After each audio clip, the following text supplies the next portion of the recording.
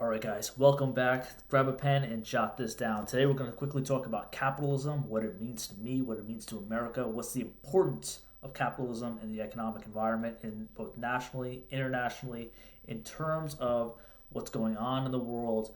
I'm just going to riff off what I think is important. First up, capitalism works. It's very important to understand this, why it exists, what the driver is of capitalism. First up, a lot of people love to attack it because it has a lot to do with money, it has a lot to do with greed, it has a lot to do with productivity. And if someone doesn't either like money, is not greedy, and they're not like working hard to be productive, there are some factors of it that they kind of oppose. They're like, no, I want to live in a nation where it is less pressure, less stressful, less productivity, go go go mode. That's why people they have a love hate relationship with New York. It's very different from Los Angeles, Denver, Miami, Seattle. It doesn't matter. In other countries, if you think about the world today has been split up.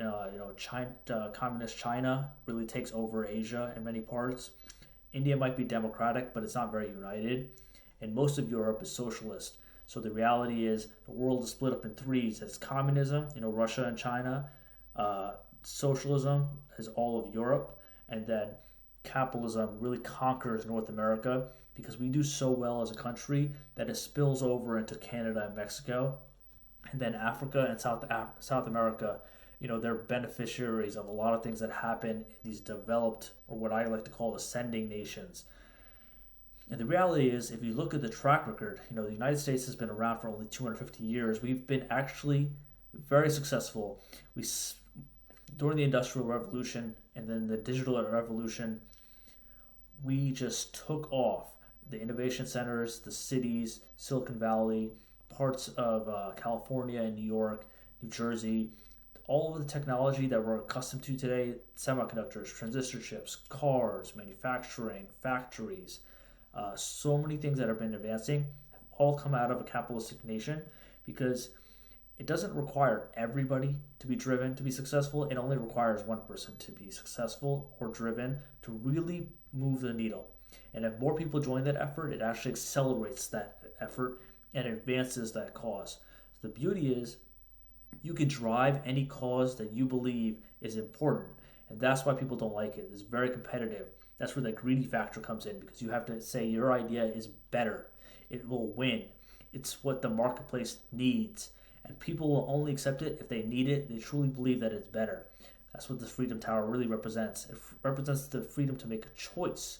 And that's what capitalism really provides. It provides you the ability to do whatever you want in whatever fashion you want.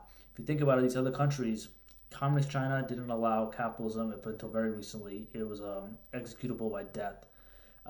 So they had to all their money was rev share 100% with the government. Russia was very much like that up until like the Soviet Union breaking apart. Even today, it's very hard to run and open a business.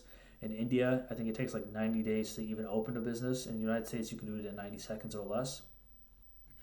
If you think about Europe's position as a global superpower or other nations as the part of G7, G20, and these other organizations like the World Economic Forum and the World Bank, there has been almost no innovation coming out of Europe for at least 100 years.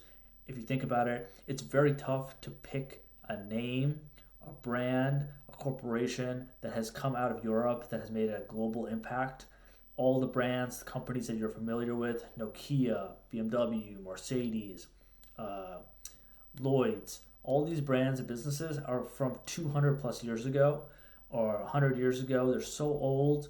There have been no new businesses. They basically stifled all their innovation. In recent times, they even shut down their uh, nuclear plants, fired up their coal plants. These countries, they've gone so backwards.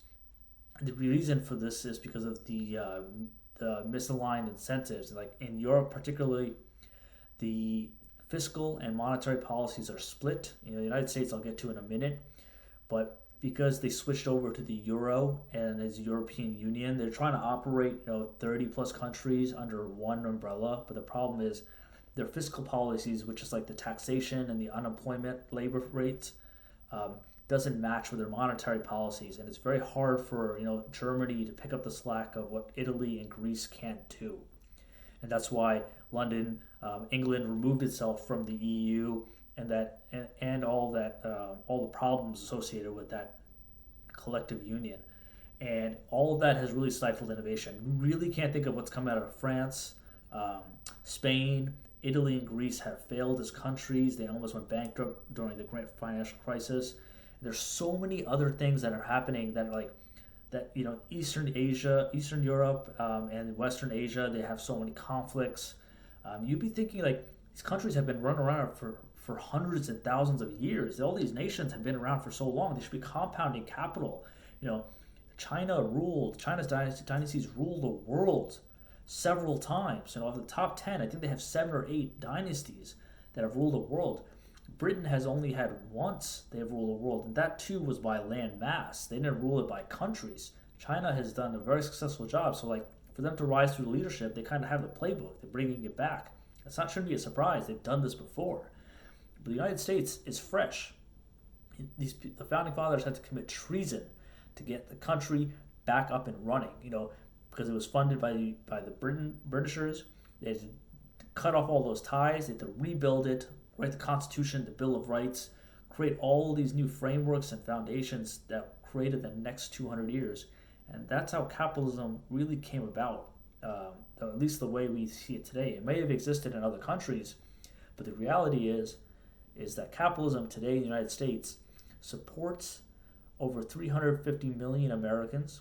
We have the highest level of GDP. We are 6-7 times greater than the other countries that are ascending: China, India, Nigeria, Brazil, a lot of European countries.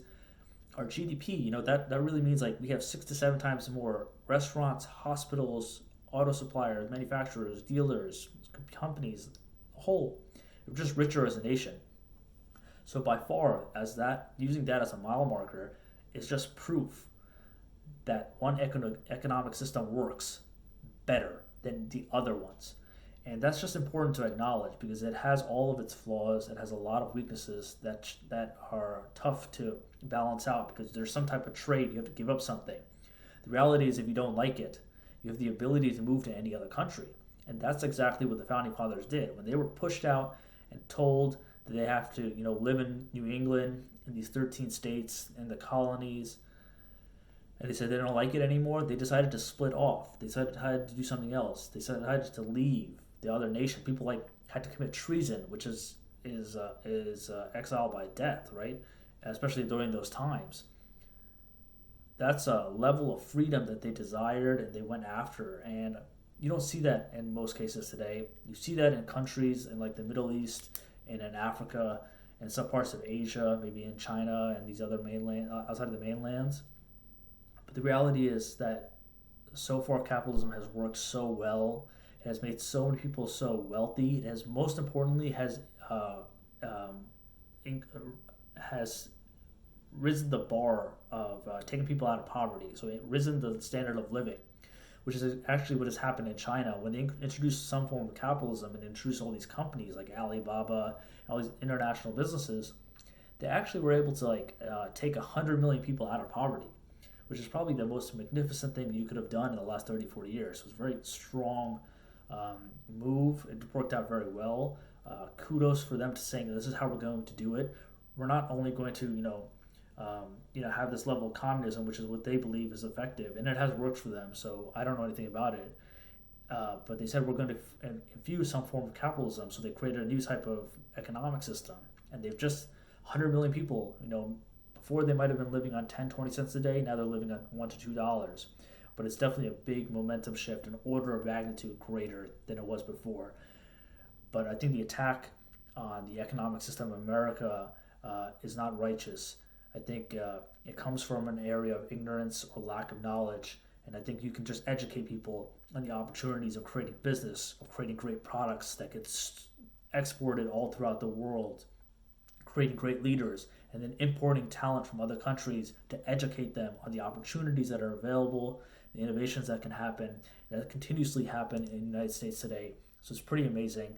I would love to hear your thoughts on the economic systems, what your views are, and if you have any more discussions on this topic. I love economic history, finance, and business, so I love to talk about this, go deep into this rabbit hole. I think it's fascinating, and it's really how the psychology of the human race has evolved and works.